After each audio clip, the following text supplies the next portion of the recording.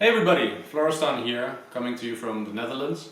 So just picture yourself coming back from a lovely vacation. You shot millions of pictures and now you have to get rid of the ones that are too dark or unsharp. If you're anything like me, your hard disk is probably overflowing with pictures and you're running out of disk space. And because stacking even more external hard disks is not an option for me anymore, I decided to finally tackle this problem.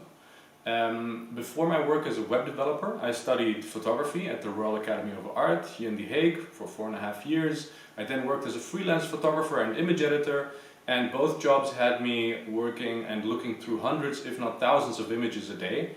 And I also have been building a huge library of image files over the years, which are just sitting on my hard disk taking up space. And because going through all of the images is a time-consuming process, I came up with the IMAGE-DELETE CLI, which is the working title for my final project of Harvard's CS50X Introduction to Computer Science. With my newly acquired programming skills, I can automate the evaluation process.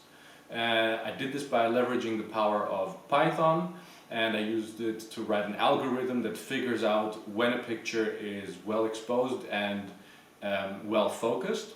In the command line interface, I came up with requests the following input from the user: the path to a folder where the pictures are stored, then brightness and threshold parameters, and based on that it recursively looks for images in the provided folder and deletes the ones that are not good enough according to the calculations based off of the parameters provided by the user.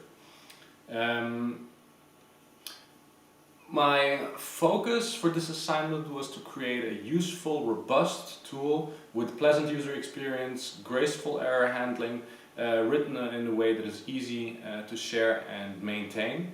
I hope you enjoy my project and may the best pictures survive. Peace!